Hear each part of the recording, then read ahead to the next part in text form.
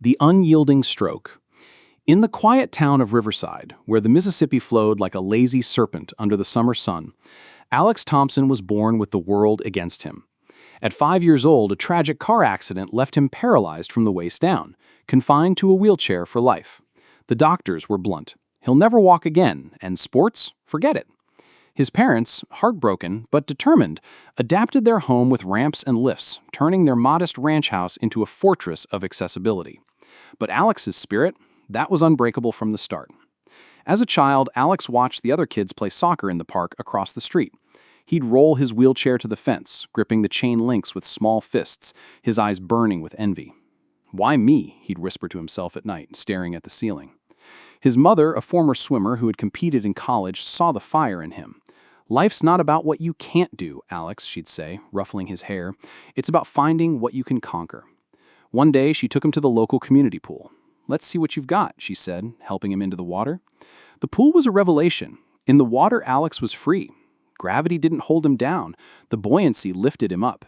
He splashed awkwardly at first, his arms flailing like broken wings, but something clicked. The water didn't care about his legs. It responded to his will.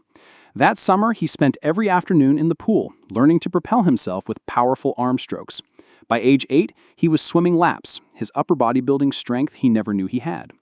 School was a battlefield. Bullies called him Wheels and Half Boy.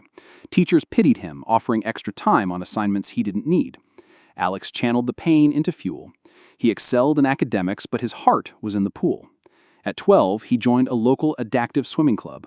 The coach, Mr. Jenkins, a grizzled veteran with a no-nonsense attitude, saw potential. "You've got heart, kid," he said after his first practice. "But heart alone won't win races. You need grit." Grit became Alex's mantra. Practices were grueling, endless drills on freestyle, backstroke, and butterfly, adapted for his condition. His arms burned, his shoulders ached, but he pushed on. "One more lap," he'd mutter through gritted teeth. At home, he rigged a pulley system in the garage to build upper body strength, lifting weights until his muscles screamed. Summers blurred into a routine of pool, gym, and study. His parents sacrificed extra jobs to afford better equipment, trips to specialists. "You're not disabled, Alex," his father would say. "You're differently abled."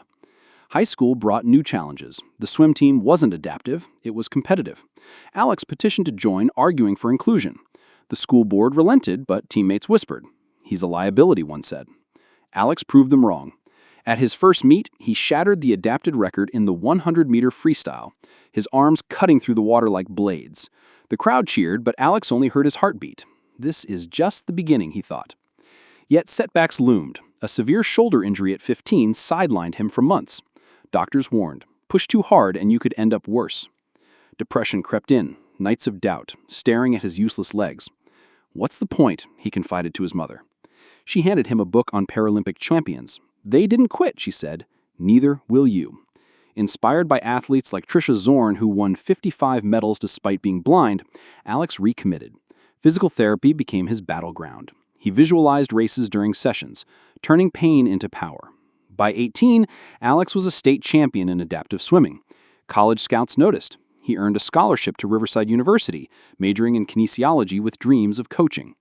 But the Paralympics? That was a distant fantasy, until summer break. Professor Hayes, his advisor and a former Olympic coach, pulled him aside after class. "Alex, there's a training camp in California this summer for Paralympic hopefuls. It's intense, but I think you're ready." Alex's heart raced. "What's it involve?" Hayes outlined the regimen. "Daily swims, strength training, nutrition plans, all while balancing online courses. It'll test your limits," he warned. Alex hesitated. Summer meant relaxation, family time. His part-time job at the local gym helped with tuition. "Can I afford it?" asked Hayes. He smiled. "There's funding for talented athletes like you. Apply for the grant. I'll endorse you." The decision weighed heavy, but Alex remembered his mantra. Grit. He applied, got accepted, and packed his bags. The camp was hellish, waking at dawn for pool sessions, weights in the afternoon, strategy meetings at night. Coaches pushed. "Faster, Alex, your arms, your legs." Teammates, all with disabilities, amputees, visually impaired, became family. One, Maria, a wheelchair racer, shared her story. "I lost my legs in an accident too, but I gained wings." Alex's shoulder flared up, but he taped it, iced it, pushed through. Nutritionists optimized his diet, high protein, low carbs for peak performance. He learned mental techniques, visualization, breathing to combat pain. Mid-camp, a qualifying meet loomed. Alex entered the 200-meter freestyle. Nerves knotted his stomach. This is for every can't I've heard, he thought, diving in. His strokes were fluid, powerful. The water parted as he surged ahead. He touched the wall first, personal best, Paralympic qualifier. Cheers erupted. "You're going to Tokyo," the coach said.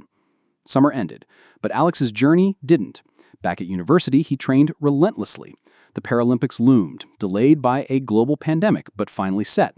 Sponsors came, a wheelchair company, a sports nutrition brand. Media called him the unyielding swimmer.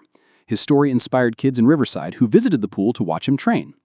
The day arrived, Tokyo Paralympics 2024. The arena buzzed. Alex, in lane 4, adjusted his cap. The buzzer sounded. He exploded off the block, arms churning.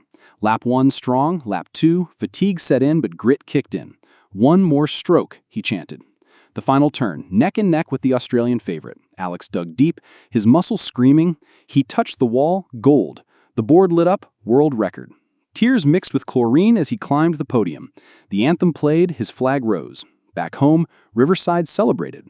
Alex founded a foundation for disabled youth in sports. Disability isn't the end, he'd say in speeches. It's a detour to greatness. Years later, coaching at the university, Alex watched a young man in a wheelchair dive in. "You've got heart," he said. "Now show me grit."